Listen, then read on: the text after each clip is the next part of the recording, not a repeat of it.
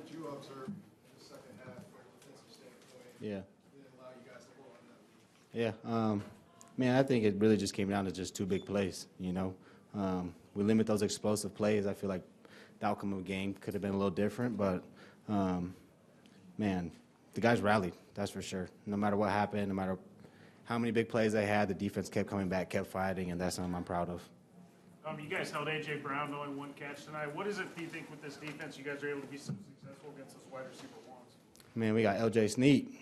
Man, he followed him the whole game, and like you said, he got one catch. So when you got a DB like that that can just go out and cover their best receivers, it makes it easy for the rest of us, really. How frustrating is it as a defensive player when you guys are doing the job time and again offensively, especially in the second half? The offense can't extend the lead. I believe they had 4 drives where they had the lead in the ball and yet no points. How hard is it to keep the mindset positive in those spots? Yeah, man, that's football, you know. It's a team sport, so unfortunately, as the offense is doing great and defense isn't doing good, you know, like everything's got to work cohesively. So really, I think just the players that we have and the coaching staff and kind of just the mindset that this defense has instilled in each other. We're always confident, we're always positive, and we always have this mindset that no matter what, we can get the job done. And, I mean, you know, Pat, he can make plays, so defense definitely is like, just give him the ball back and we should be good. So that's always a mindset for us. You're able to get 2 sacks. How much do you relish those opportunities that Spags gives you to let you loose? Yeah, it's great. I think my last sack was last year against the Broncos, so excited I can get 2 tonight, but huge credit to Coach Spags. I mean, his game plan and his game calling was huge tonight, and he showed a lot of different looks. I was messing up their offense, so I thought he did a great job and allowed for us to get a lot of plays on the ball and sacks at that. You remember ever having 2 sacks in a game? Did it hit any? No, sir, never. I think my first sack came in the NFL, so definitely a first, but hopefully I can get some more, that's for sure. Talk about the job Chris did tonight. One more time, sorry. Can you talk about the job that Chris Jones did tonight? Yeah, man, Chris Jones is one of those guys that can make a difference each and every down. And as you saw, I think he had two sacks tonight, which is huge, and he controlled the inside, which was great against a run. And somebody like that, I feel like offenses really got a game plan. You know, offensive line's got to see where 95 is, and so he opens up a lot of lanes for our linebackers, and definitely makes it a lot easier for the DBs to go out there and cover. First play right after Travis fumbled in the red zone, you guys come out and the Eagles threw a little bubble screen out to the side, and the ball got knocked up in the air. Mm-hmm. Did you see the ball go up into the I did. You did. I was trying. Literally after the play, I looked at LJ. I was like, man, that one hurt. Like, I should have got that one, but, yeah. I saw it. I was going for it for sure.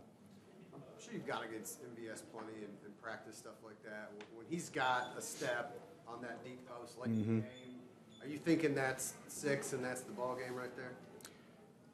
Man, honestly, there was a lot of plays out there that I thought were 6. I mean, our offense is explosive. Patrick gets the ball out, identifies the defense, and makes really good reads. So anytime there's time on the clock at the end of the game, I know as a defensive player, I'm thinking we're scoring every time. So he showed that in the past, and, you know, football is football. Not everything is perfect, and things happen, but I know we're definitely going to come back from that with a strong mindset for sure. Trent, you've had a few games this season where you caused fumbles. Today you had one, but you didn't mean a sack. Mm-hmm. Covered the ball.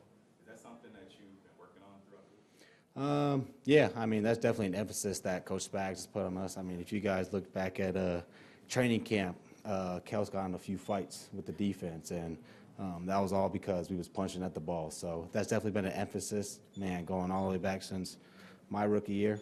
Coach Spags always talks about it, and I always say I got Coach Rod, and he actually played with Peanut Tillman. So just knowing that, kind of talking to him about stuff, that's definitely something that when I go to each game, I'm always kind of looking for.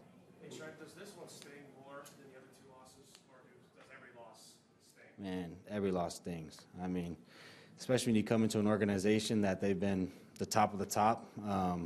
I know, for one, I want to keep that standard and keep that tradition going. So anytime we can't pull it out, it's frustrating.